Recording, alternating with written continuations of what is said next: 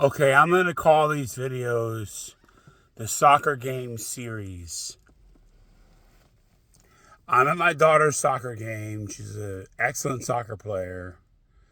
And my pants are just way too big for me right now. And I have no belt because I forgot to put a belt on. And I do not want to be like at the game. I'm right at the field, but I'm not like on the field. And I don't have a lawn chair, and I don't want to be just pulling my pants up every 3 seconds. And I don't want to be judged for sagging, because it's a big thing with black males, the whole sagging thing.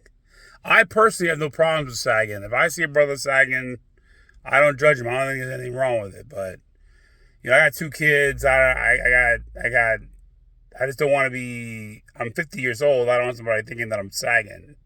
It's just a weird feeling. So anyway, I've been doing this series while at the soccer game of little videos, and I'm going to do another one. And this one is called The Shame Family.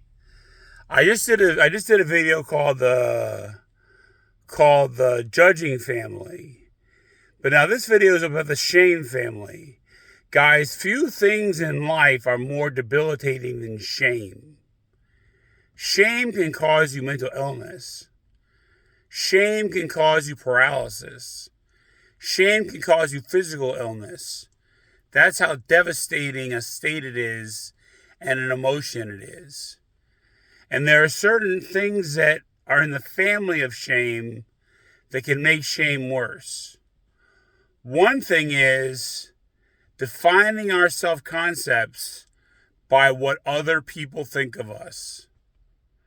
Ooh. If you want to be ashamed, define your self-concept by what other people think of you. Like, be concerned about the fact that you're sagging at a soccer game. That's a recipe for shame.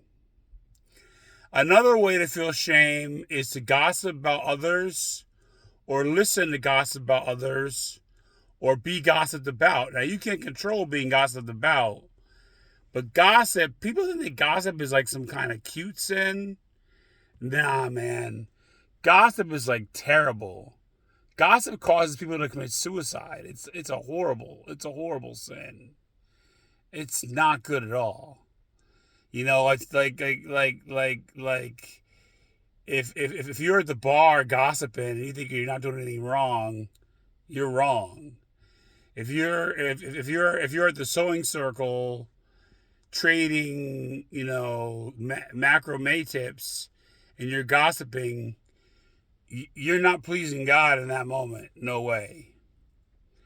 So, defining our self-concepts by what other people think of us, gossip, and then refusing to focus on God's unconditional love for us.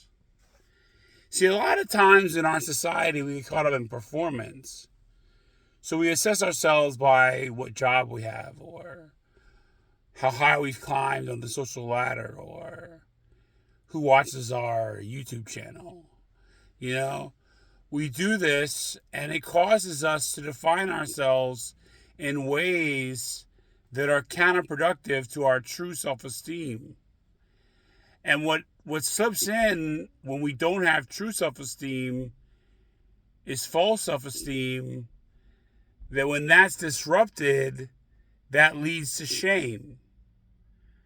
So I would just say the 4 major members of the family of shame are gossip, defining ourselves by what other people think of us, not remembering that God's love for us is totally unconditional,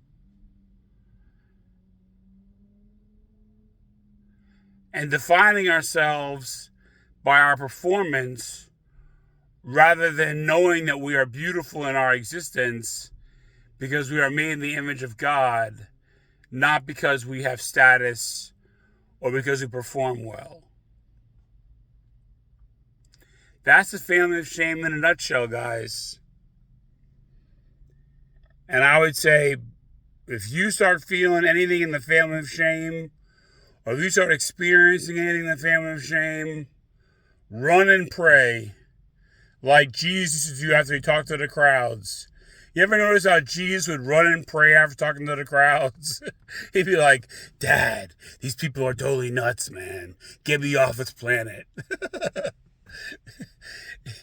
If you start feeling anything in the family of shame, run away from that situation, at least temporarily, and pray.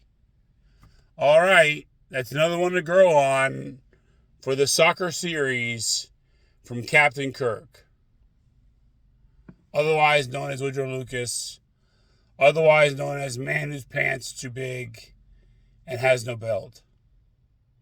Peace out.